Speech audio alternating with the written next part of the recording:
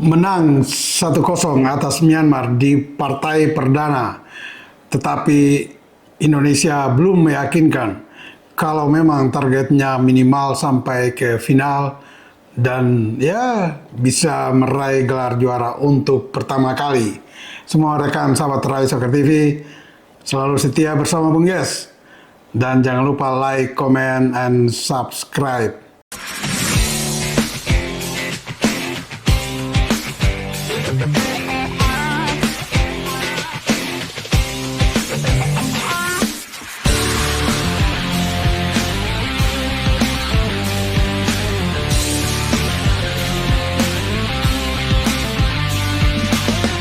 Memang sedikit ya meragukan lah kalau kita menyaksikan pertandingan semalam di mana kita bermain di kandang tuan rumah Myanmar di ASEAN Cup ya, Piala ASEAN yang sebelum ini berlabel Piala AFF. Jika Indonesia atau PSSI menargetkan untuk bisa minimal sampai di final dan bisa juara, maka merujuk pada pertandingan semalam, saya kira kebanyakan dari kita sepakat belum meyakinkan untuk mencapai target tersebut. Bagaimana tidak? Ya, lagi-lagi Sintayong atau pelatih STY ini membuat kita agak bingung. Apa yang ada di memori dia ini tentang bagaimana meramu tim itu untuk menjadi sebuah kekuatan yang solid, paling tidak di semua lini, ya.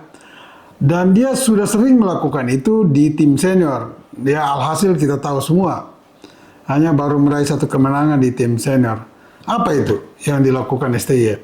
Kembali dia menempatkan pemain-pemain yang layaknya ada di posisi idealnya, tapi tidak ditempatkan di posisi tersebut.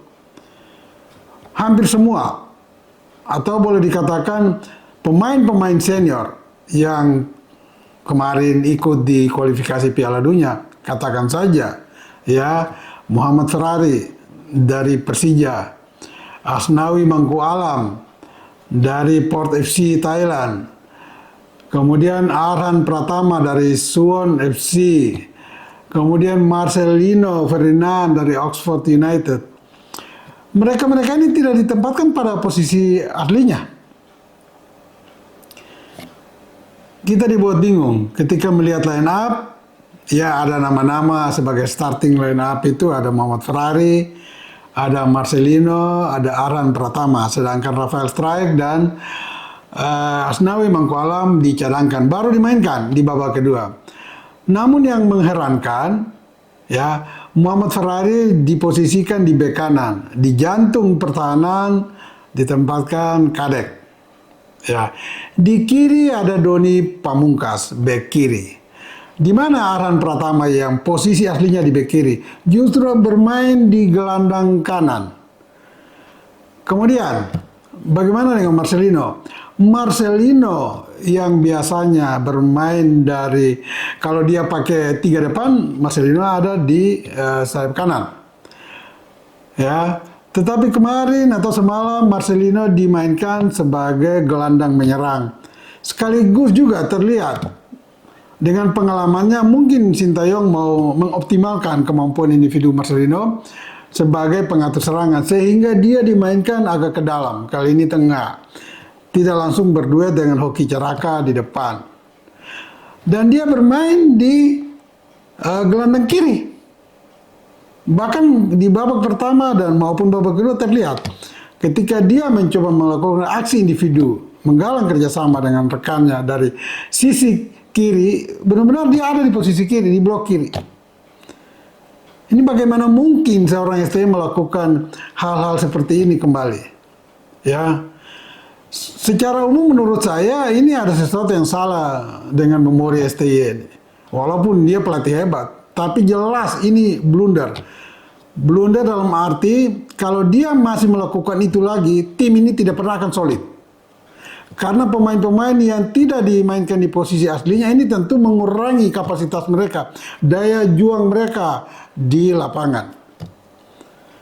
Asnawi kemudian masuk, yang biasanya ada di bek kanan dimainkan di gelandang kiri karena di kiri sudah ada, di bek kiri ada Doni Pamungkas, ya, dan Rafael bermain berdua dengan Hoki Caraka di depan.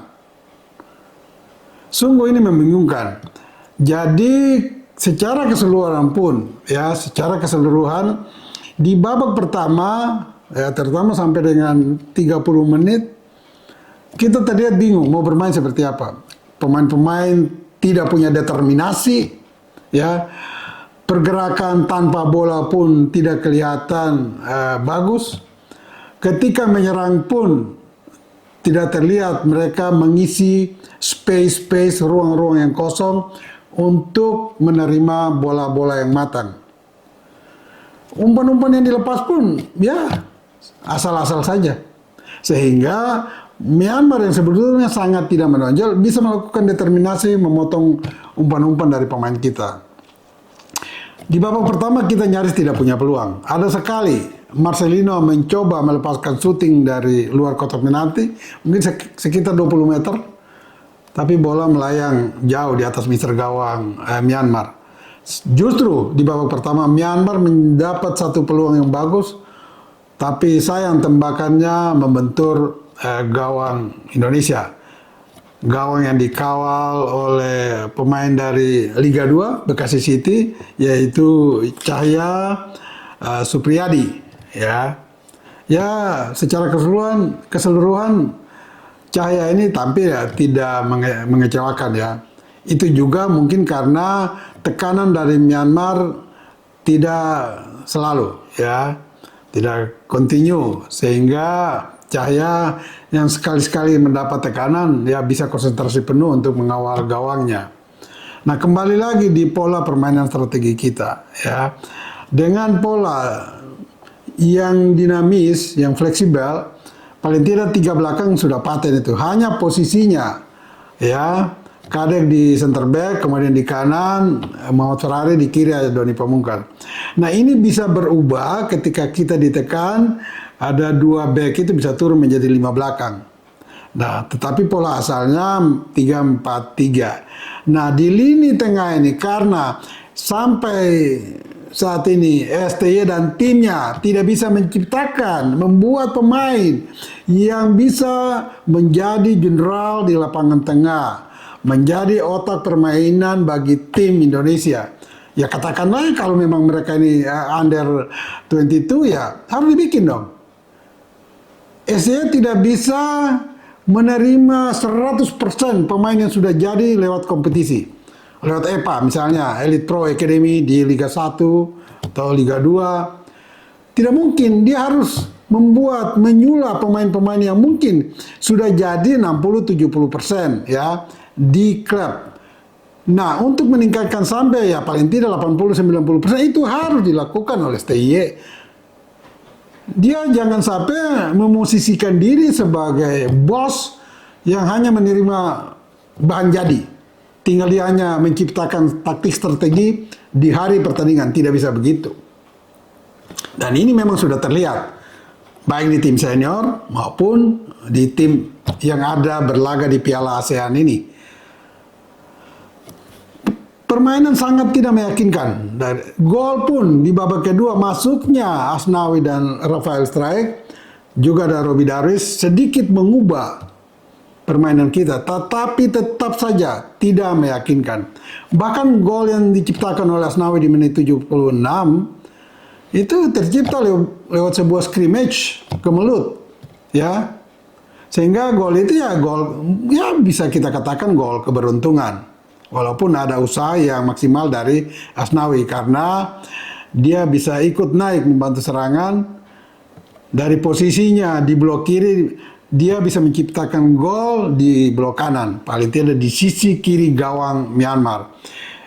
Kita harus apresiasi Asnawi untuk itu, ya, karena dia sebagai kapten, ya paling tidak dia berhasil mengangkat tim untuk bermain sedikit lebih baik di babak kedua, tetapi tetap belum meyakinkan kalau memang target PSSI untuk sampai final dan juara.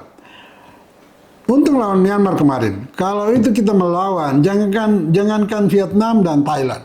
Kalau lawan Singapura atau Malaysia saja, atau juga mungkin nanti Filipina, karena Filipina satu grup dengan kita akan kedodoran. Karena tim-tim ini punya determinasi dan permainan yang sangat apik, ya.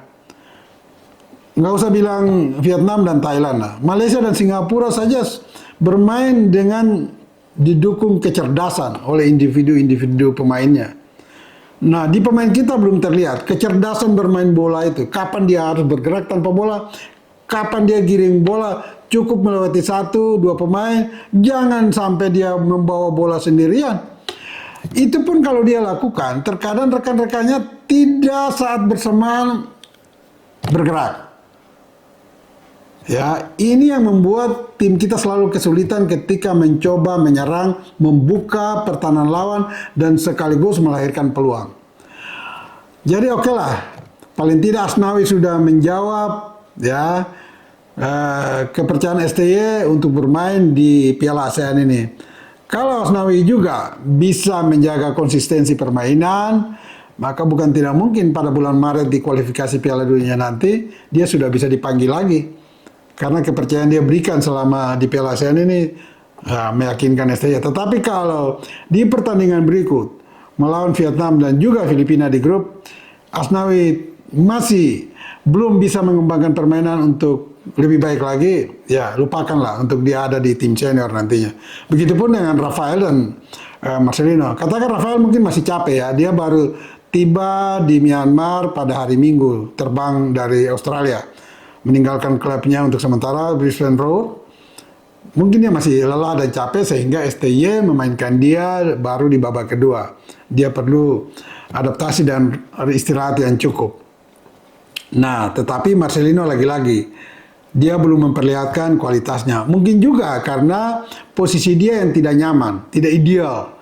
Bagaimana dia yang biasa bermain di sayap kanan sekarang ditaruh di gelandang, bahkan bisa dimainkan sebagai pengatur serangan. Itu bukan tugas Marcelino selama ini. Ya, bukan kapasitas dia untuk bermain sebagai playmaker. Tapi oke lah, mungkin STY belum berhasil membuat pemain-pemain kita untuk menjadi bintang di posisi masing-masing. Sehingga dia selalu mengacak pemain-pemain kita. Yang biasanya ada di bek kanan taruh bek kiri, yang ada di sayap kanan taruh sayap kiri. Tapi oke lah, kita lihat saja apakah eksperimen STY yang selalu membingungkan ini bisa membawa hasil maksimal bagi tim kita di laga Piala ASEAN ini. Bagi semua rekan sahabat Rai Soccer TV, jangan lupa ingat bola itu bulat, giring terus.